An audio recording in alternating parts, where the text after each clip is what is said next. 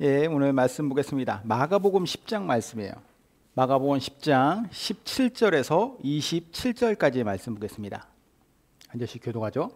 예수께서 길에 나가실새 한 사람이 달려와서 꿇어앉아 묻자오되 선한 선생님이여 내가 무엇을 하여야 영생을 얻으리이까? 예수께서 이르시되 내가 어찌하여 나를 선하다 일컫느냐 하나님 한 분 외에는 선한 이가 없느니라. 내가 계명을 안 하니 살인하지 말라, 간음하지 말라, 도둑질하지 말라, 증언하지 말라, 속여 빼앗지 말라, 내 부모를 공경하라 하였느니라. 그가 여쭤오되 선생님이여 이것은 내가 어려서부터 다 지켰나이다. 예수께서 그를 보시고 사랑하사 이르시되 내게 아직도 한 가지 부족한 것이 있으니 가서 내게 있는 것을 다 팔아 가난한 자들에게 주라. 그리하면 하늘에서 부화가 내게 있으리라. 그리고 와서 나를 따르라 하시니. 그 사람은 눈이 많고로 이 말씀으로 인하여 슬픈 기색을 띠고 근심하며 가니라. 예수께서 둘러보시고 제자들에게 이르시되 재물이 있는 자는 하나님의 나라에 들어가기가 심히 어렵도다 하시니.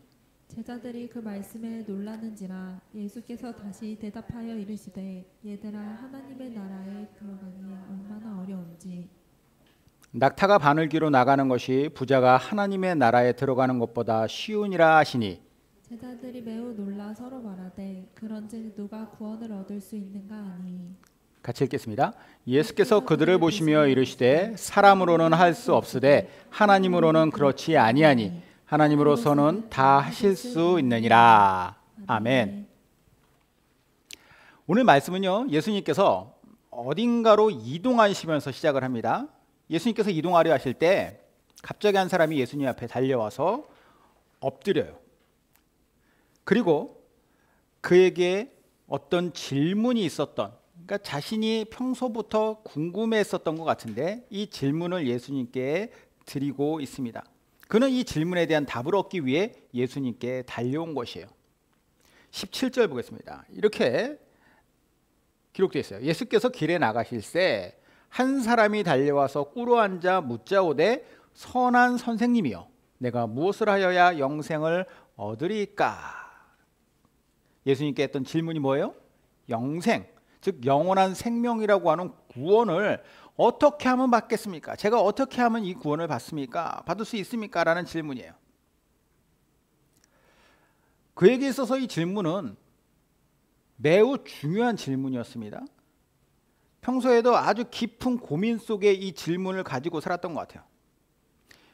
그걸 어떻게 확신할 수 있냐면 이 사람의 배경과 이 당시에 보였던 그의 행동을 통해서 우리가 이것을 짐작해 볼 수가 있는데, 먼저 그 사람의 배경, 이 사람이 어떤 사람인가. 오늘 본문과 동일한 사건이 기록된 마태복음 19장 그리고 누가복음 18장을 참고해 보면서 이 사람에 관해서 세 가지로 이 사람에 대한 정보를 한번 얻어보겠습니다. 첫 번째, 그는 어떤 사람이냐? 재물이 많은 부자였어요. 22절에 그 사람은 재물이 많은 고로 이렇게 얘기하죠. 재물이 많은 고로 부자였다라는 것이에요. 자, 두 번째, 그는 나이가 젊은 청년이었습니다. 마태복음 19장 20절에 똑같은 그 내용이에요. 청년이 이르되, 자, 청년이 이르되, 이 사람은 청년이란 거죠. 세 번째, 그는 또 어떤 사람이냐? 권력을 가진 상류층이었어요. 어떤 관리가 물어 이르되라고 나오죠. 누가복음 18장에. 자, 이 세 구절을 통해서 볼 수 있는 것은 이 사람이 어떤 사람인지가 아주 명확하게 드러나는 거예요. 먼저 이 사람은 돈이 많은 사람이다. 부자였다라는 거예요. 이 사람은 또 나이가 젊은 청년이었다. 젊은 남성이죠. 또 여기 보면은 관리라고 되어 있는데, 관리라는 것은 요즘에 무슨 뭐 공무원 이런 게 아니라 그 당시의 관리라는 것은 그냥 일반 평민이 아니었다라는 것입니다. 권력을 갖고 있는 상류층이었다라는 것이에요. 요즘으로 치면은 아주 잘 나가는 사람이었죠. 돈도 많고 젊은 시절에 성공한 사람, 물론 이제 뭐 가문이 좋아서 그럴 수도 있겠지만 이 사람은 어쨌든 간에 누구나 부러워할 만한 그런 돈과 권력을 가진 그런 사람이었습니다. 자, 그러면 이처럼 사람들에게 부러움이 대상이 될 만한 이 남자가 예수님께 찾아와서 보였던 태도를 한번 보도록 하겠습니다. 먼저 그가 어떻게 예수님께 왔느냐? 달려왔다라고 되어 있어요. 달려왔다. 뭐 예수님께서 차를 타고 급히 뭐 떠나시거나 그러시는 게 아니잖아요. 걸어가는데 예수님께 달려왔다라고 하는 거. 이 사람의 마음이 대변된 행동이죠. 전통적으로 상류층의 유대인들은 마치 우리나라 옛날 양반들이 그랬던 것처럼 웬만해서는 달리지 않았다고 합니다. 뛰어다니는 것은 돈이 많고 지체 높은 사람들의 할 만한 행동이 아니라는 그런 인식이 있었기 때문이죠. 더군다나 낮에는 이 이스라엘 지역, 이 팔레스타인 지역에 내리쬐는 태양이 얼마나 강합니까? 그런데도 불구하고 길에서 뛰어왔다? 그것은 예수님을 내가 꼭 뵙고 싶다라고 하는 그의 마음의 열심, 열정, 뭐 그런 간절한 소망, 이런 것이 담겨 있는 태도라는 것이죠. 그리고 이렇게 달려온 그가 예수님께 취한 태도가 있는데 뭐라고 나오냐면 무릎을 꿇었다라고 하네요. 무릎을 꿇었다. 무릎 꿇다라고 하는 단어가 고니페테오라고 하는 단어인데요. 이거는 뭐 와서 한쪽 무릎을 꿇고 경의를 표하는 정도 그런 표현이 아닙니다. 이 단어는 정확하게 말하면 꿇어 엎드렸다는 거예요. 무릎을 꿇고 그 앞에 엎드렸다. 이와 관련된 구절을 한번 볼게요. 마태복음 17장과 마가복음 1장에 나오는데, 자, 마태복음 17장에 그들이 무리에게 이르되 한 사람이 예수께 와서 꿇어 엎드려 이르되 주여 내 아들을 불쌍히 여기소서 그가 간질로 심히 고생하여 자주 불에도 넘어지며 물에도 넘어지는지라. 자, 여기서 꿇어 엎드렸다. 마가복음 1장에 한 나병 환자가 예수께 와서 꿇어 엎드려 간구하여 이르되 원하시면 저를 깨끗하게 하실 수 있나이다. 이 마태복음에서 예수님께 와서 꿇어 엎드린 사람, 아들이 매우 심각한 간질을 앓았어요. 그래서 이 간질병을 고쳐달라고 예수님께 간청하기 위해서 이 사람이 왔고, 그래서 예수님 앞에 그 사람이 꿇어 엎드렸다. 이때 고니페테오라는 단어가 쓰여요. 마가복음에서 온 몸에 이렇게 나병이 걸려서 몸이 썩어 들어가는 그 병에 걸려서 그 병이 낫기 위해 예수님 앞에 꿇어 엎드렸다. 동일하게 고니페테오라고 하는 단어가 쓰이죠. 무슨 뜻일까요? 그 사람들의 그 마음은 당연히 예수님을 향하여서 예수님이 아니면 이 불치병이 고쳐질 수 없다라고 하는 그 한 가지 그 희망을 가지고 달려온 그 사람들이기에 꿇어 엎드렸다라고 하는 것은 그들의 간절한 마음이 표현되는 행위예요. 오늘 본문에서 동일한 단어가 사용되었다라고 하는 것은 예수님께 달려와서 무릎을 꿇는 그 행동을 하는 이 부자 청년의 간절한 마음이 느껴지는 부분이죠. 그러면 이런 행동을 가지고 예수님께 와서 했던 질문도 당연히 매우 중요한 질문이다라는 거예요. 예수님을 뭐 시험하거나, 바리새인들 예수님을 이렇게 시험하기 위해서 질문들 막 했잖아요. 그렇죠? 뭔가 이렇게 책 잡으려고 하는 그런 질문한 적도 있었고, 사람들 앞에서 뭔가 예수님을 망신 주기 위한 질문도 했었습니다. 그러나 그런 질문이 아니라는 거예요. 그는 진짜로 나의 구원에 관한 깊고도 진지한 고민을 계속 했던 사람이라고 하는 것을 우리는 알 수 있다라는 겁니다. 자, 그런데 이 사람이 예수님께 그 질문을 할 때에 예수님을 불렀던 호칭을 보면은 마태복음에서 이 아들을 고치기 위해 찾아온 아버지와, 그리고 마가복음에서 나병 환자가 예수님을 불렀던 호칭과는 분명히 다른 호칭을 사용해요. 이들은 모두 예수님을 주님이라고 부르거든요. 주님. 하지만 오늘 본문의 청년은 예수님을 뭐라고 부르느냐? 선한 선생님이라고 부릅니다. 선한 선생님. 예수님을 주로 인식한 것과 그리고 예수님을 선한 선생님으로 인식한 것은 전혀 다른 인식이에요. 하늘과 땅 차이죠. 그래서 이런 이유로 이 청년이 와서 어떤 마음으로, 그리고 그 사람의 어떤 뒤에 있는 모든 비하인드의 모든 이야기들을 다 알고 있으심에도 불구하고 예수님이 그의 질문을 듣자마자 오히려 반문을 하세요. 18절에 예수께서 이르시되 내가 어찌하여 나를 선하다 일컫느냐? 하나님 한 분 외에는 선한 이가 없느니라 라고 예수님이 말씀하시죠. 너는 왜 나를 주님이라고 안 부르니? 나는 주여야 되는데 너에게 있어서 왜 나를 주로 인식하지 않니? 이렇게 말씀하신 게 아니었어요. 왜 나를 선한 선생님이라고 부르느냐? 선한 분은 오직 하나님밖에 안 계신데 왜 나에게 그런 말을 하고 있느냐라는 거죠. 뭐 좀 이상한 말 같아요. 왜 이런 말을 하시는가? 이해가 안 되는 말인데, 이 말씀이 그러면 예수님이 스스로가 선한 존재가 아니라고 하는 자기 고백일까요? 하나님만 선하신 분이니까 나한테는 선하다고 하면 안 되지, 이 뜻일까요? 당연히 아니죠. 예수님은 선하신 분, 예수님 그분 자체가 하나님이시니까. 그러면 예수님은 분명히 선한 분이신데 왜 이 말씀을 하시느냐? 우선 이 호칭이 잘못됐다라는 거예요.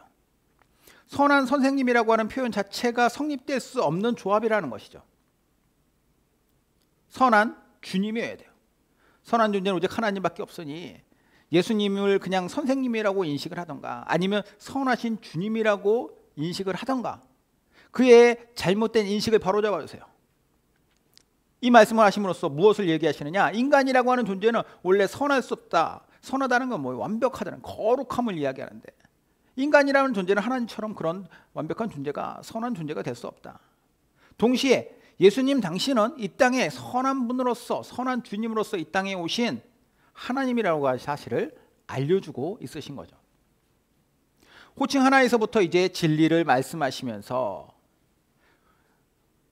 다음 이야기를 이어가시는데 왜 이야기를 먼저 하셨느냐? 다음의 이야기가 구원에 관한 이야기이기 때문이에요.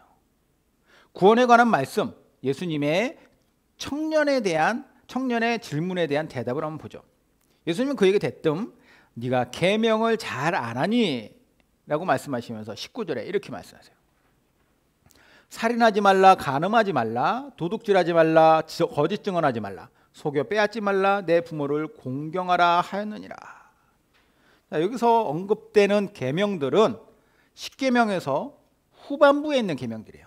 제6계명에서부터 제5계명에서부터 제10계명까지 6개의 계명들이죠. 이 계명들의 특징이 있습니다. 이것은 사람들과의 인간관계 속에서 지켜야 할 계명들이에요.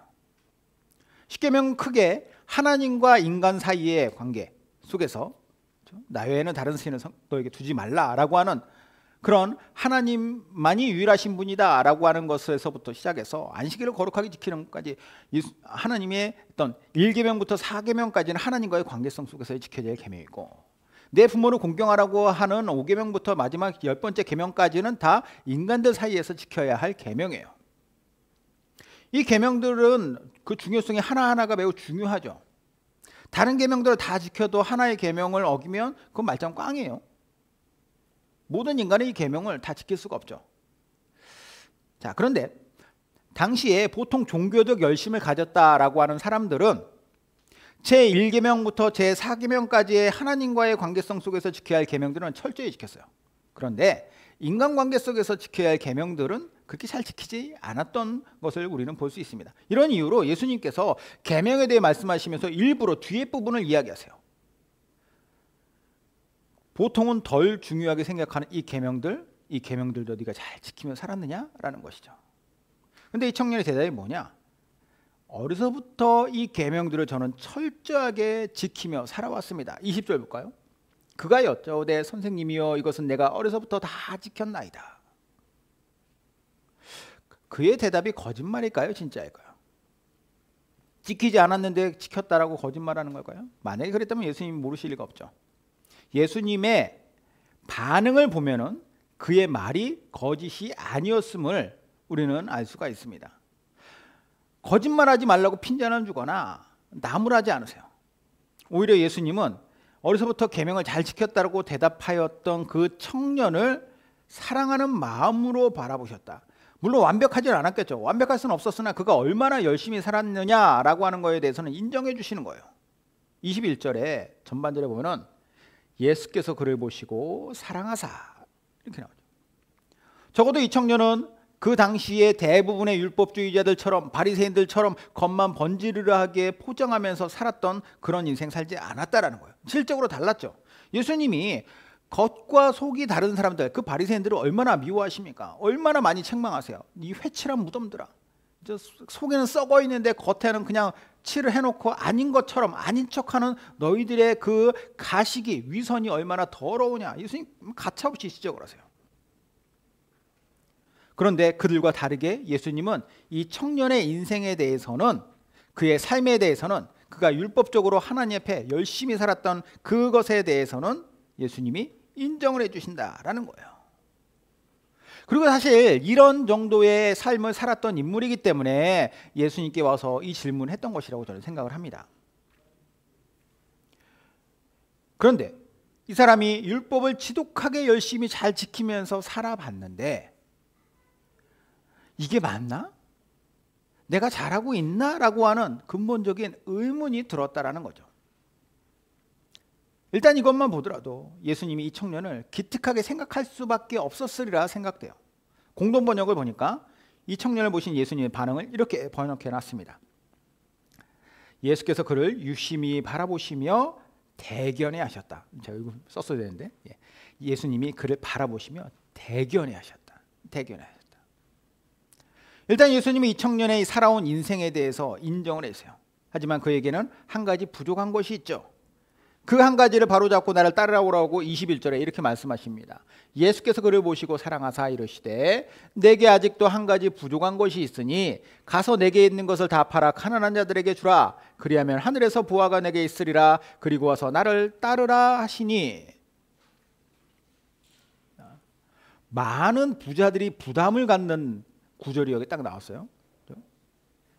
이 말씀은 예수님 편에서도 그렇고 이 부자 청년 편에서도 그렇고 너무나도 파격적인 말씀이었습니다. 사실 먼저 예수님은 12명의 제자들 이외에 어느 누구에게 뭐 나를 따라오라 이런 말씀하지 않으셨어요.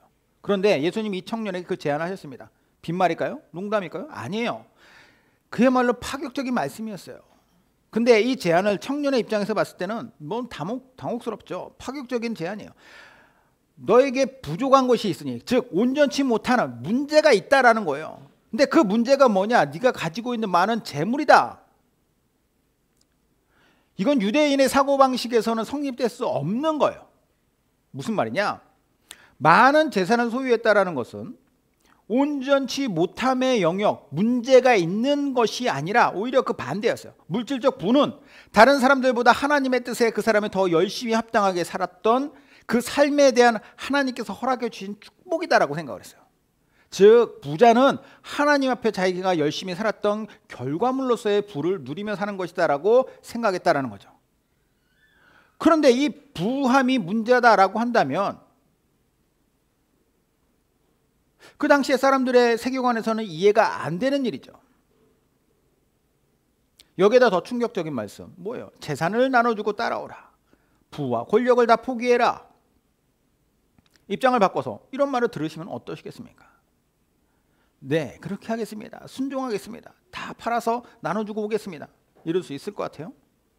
재산이 적으면 뭐 상대적으로 그게 좀 수월할 수 있을지 모르겠지만 재산이 많으면 많을수록 이건 더 어려운 일일 거예요. 이 청년 역시도 마찬가지였습니다. 자신의 부유함과 이 땅에서 그가 누렸던 그 어떤 권력을 포기하지 못하고 그는 결국 슬픈 마음을 가지고 근심하며 떠났다라고 22절에 이렇게 기록되어 있습니다. 그 사람은 재물이 많은 고로 이 말씀으로 인하여 슬픈 기색을 띠고 근심하며 가니라. 예수님께서 사랑하면서 그를 바라보셨다, 기특하게 여기셨다라고 했던 그 청년의 그 뒷모습을 어떤 마음으로 바라보셨을까, 이런 생각을 한번 해보게 됩니다. 당연히 안타까우셨겠죠. 이 청년은 자신의 영생에 관한 그 갈증, 영혼의 갈증을, 궁금증을 풀어줄 수 있는 그 문제를 해결해 줄 수 있는 선하신 주님을 만났어요. 그리고 해답도 들었습니다. 하지만 결국에는 그 말씀에 순종하지 못하고 떠났죠. 이 말씀이 선하신 주님, 예수님의 말씀이라고 하는 것을 딱 빼놓고 보면은 하마터면 정말로 내가 한순간에 재산 다 넘길 뻔했네, 그렇게 뭐 해프닝이었다라고 생각할 수도 있겠죠. 하지만 그에게 하시는 이 말씀하시는 분이 진리와 영생을 주시는 분이라면 이 사람은 오늘 그 무엇과도 바꿀 수 없는 것을 그가 날려버린 것입니다. 이렇게 허무하게 돌아가는 그 부자 청년을 보시면서 곁에 있던 제자들에게 예수님이 한 가지 비유를 이렇게 말씀하세요. 23절부터 예수께서 둘러보시고 제자들에게 이르시되 재물이 있는 자는 하나님의 나라에 들어가기가 심히 어렵도다 하시니, 제자들이 그 말씀에 놀라는지라 예수께서 다시 대답하여 이르시되 얘들아, 하나님의 나라에 들어가기가 얼마나 어려운지 낙타가 바늘귀로 나가는 것이 부자가 하나님의 나라에 들어가는 것보다 쉬우니라 하시니, 재물이 있는 자, 즉 부자가 하나님의 나라에 들어가기가 얼마나 어려운가, 낙타가 바늘귀를 지나가는 것, 통과하는 것보다 더 어려운 일이다. 무슨 말이에요? 낙타가 바늘길을 어떻게 통과합니까? 이것은 억지로 할 수 있는 게 절대 아니에요. 할 수 없는 일이다. 불가능하다. 고로 부자는 천국 갈 수 없다. 천국 가기 힘들다라고 하는 것을 그 말씀하신 건데, 그러면 이거 말씀을 우리는 그냥 액면 그대로 받아들여서 나는 천국에 가기 위해서라도 나는 절대 부자가 되지 말아야지. 가난하게 살아야지. 부자들은 다 나쁜 사람들이야. 혹은 이런 질문을 할 수 있죠. 여기서 말씀하시는 천국 가기 힘들다라고 하는 부자의 기준은 얼마일까? 그런 얘기 있잖아요. 자산이 얼마여야지 중산층에 속하는가? 이런 거 있잖아요. 그런 고민을 해야 될까요? 결론부터 말씀드리자면 이 비유는 그렇게 단순하게 생각할 수 있는, 그런 결론 내릴 수 있는 비유가 아니에요. 단순히 돈의 많고 적음이 문제가 아니라는 것입니다. 예수님 당시에 사람들이 가지고 있었던 세계관을 무너뜨리는 말씀이죠. 아까 말씀드렸잖아요. 율법을 잘 지키면 돈이라고 하는 축복을 받고 그 축복을 받은 사람들은 당연히 천국도 보장받은 사람들이야 라고 생각하는 것이 당시의 일반적인 인식인데, 예수님은 그게 아니라고 하는 것을 다 깨부신 거죠. 이 말씀을 들었을 때 제자들은 놀랍니다. 왜 그러느냐? 그들도 항상 그 생각 속에 살았으니까. 하나님의 축복을 많이 받아서 부자가 된 사람들도 구원받지 못한다면 과연 누가 구원을 받을 수 있단 말인가? 26절에 제자들이 매우 놀라 서로 말하되 그런즉 누가 구원을 얻을 수 있는가 하니, 한순간에 제자들은 다 혼란에 빠졌습니다. 저 부자 청년도 천국에 갈 수 없다면 과연 누가 천국에 갈 수 있단 말인가? 예수님은 그런 그들에게 오늘 본문의 마지막 절 아주 중요한 말씀을 하시는 거예요. 이게 핵심입니다. 예수께서 그들을 보시며 이르시되 사람으로는 할 수 없으되 하나님으로는 그렇지 아니하니 하나님으로서는 다 하실 수 있느니라. 구원은 사람이 이룰 수 있는 것이 아니라는 거예요. 열심히 계명을 지켰다고 해서 구원받는 거 아니라는 것이죠. 내가 뭔가를 해내서 천국을 보장받는 것이 아니라, 구원이란 것은 무엇이냐? 물질적 축복이나 의로움을 위한 율법주의적인 삶을 모두 초월해서 예수님을 진짜 선하신 주님으로 믿고 그분의 말씀을 전적으로 따를 때 그분의 능력을 통해 이루어지는 것이다. 이 말씀을 오늘 하고 계신 거예요. 그렇다면 다시 한번 부자 청년이 예수님의 말씀을 듣고서 슬픈 기색을 가지고 떠나는 그 시점으로 돌아가, 예수님께서 너에게 부족한 것이 있다. 너의 그 많은 돈이 너의 영혼을 발목을 붙잡고 있으니 그걸 내려놓고 나를 따라오너라. 그러면 앞으로 너에게 영생의 축복의 기쁨을 누리게 해줄게. 이 말씀하셨을 때 청년은 어떻게 반응해야 됐을까요? 당연히 순종해야 됐어요. 왜냐? 지금 이 말씀을 하시는 분이 세상에서 유일하신 선하신 주님이기 때문이다. 물론 그걸 알더라도 내 것을 내어드리고 주님을 따르는 것은 너무 힘든 일이 분명합니다. 더군다나 부자라면 더 힘들겠죠. 이 어려운 과제를 그럼 이 청년은 어떻게 수행했어야 될까? 어떤 것이 이 사람이 정말로 믿음으로 사는 것일까? 예수님께서 마지막 27절에 주신 그 말씀, 여기에 힌트가 있어요. 사람으로는 할 수 없으되 하나님으로는 그렇지 아니하니 하나님으로서는 다 하실 수 있느니라. 지금 이 청년이 이제까지는 자기 힘으로 율법을 열심히 지켜왔어요. 열심히 선하게 살아왔습니다. 그럼에도 불구하고 재산을 포기하는 것조차도 제 힘으로 할 수 없습니다라고 주님께 도와달라고 요청을 하면, 처음 달려왔을 때처럼 주님 앞에 그가 무릎 꿇고 엎드렸다면, 그것이 바로 영적인 갈증을 체험받으려는 사람의 진정한 자세가 아닐까라는 생각을 해요. 거기서 근심하며 떠나면 안 됐죠. 여기에서 다시 한번 무릎 꿇고 나의 믿음 없음을 용서하십시오. 나의 한계를 주님 앞에 내어놓습니다 라고 했을 때 청년의 믿음은 비로소 거기에서부터 시작이 됐을 거라고 생각을 해요. 예수님을 주님으로 인정하는 엎드림에서 시작돼요. 거기에서 첫 걸음을 떼고 이후로는 차근차근 믿음의 삶을 쌓아가는 것이죠. 천리길도 한 걸음부터라고 말하는데, 저는 한 번에 완벽해질 수 있는 믿음은 없다고 생각해요. 물론 구원받는 믿음은 한 번에 우리가 예수님을 믿는 그런 어떤 예수님을 영접하는 것에서 시작되지만, 믿음의 삶이라는 것은 그 다음에 계속 이어지는 겁니다. 일단 중요한 것은 내가 믿고 의지하는 그 대상, 그분 앞에 내가 무릎 꿇고 엎드리는 것이죠. 그러면 이후로는 그분께서 우리를 주님의 삶을 우리의 삶을 주님의 사람의 삶으로서 인도해 주실 겁니다. 그러면 거기에 내가 차근차근 또 순종해 가면서 살아가면 돼요. 그렇게 살다 보면 어느 순간에 나의 믿음이 이전에 생각하지도 못했던 놀라운 믿음으로 성장해 갔다라고 하는 것, 성장해 왔다라고 하는 것을 발견하게 될 날이 올 것입니다. 나를 이렇게 빚어오셨구나라고 하는 것을 깨닫고 영광의 찬양을 올려드릴 날이 온다라는 것이죠. 서로 이 과정에서 실패하더라도 모든 것을 하실 수 있는 하나님이라고 하셨으니까 그분께 다시 엎드리면 되는 것이죠. 제가 또 이렇게 이 부족함을 가지고 실패했습니다. 그러면 주님 앞에 엎드릴 때 또 어떻게 하실까요? 다시 일으켜 주시고 나를 세워 주실 거예요. 저는 저와 여러분들 모두에게 이러한 귀한 믿음의 대로가 열리고 우리가 이 길에서 주님으로부터 더 많은 것을 배우고 깨닫고 알아가시기를 바라요. 그것이 바로 믿음의 삶이 아닐까요? 그것이 바로 주님께서 우리에게 기대하시는 진정한 믿음의 삶인 줄로 믿습니다. 기도하겠습니다.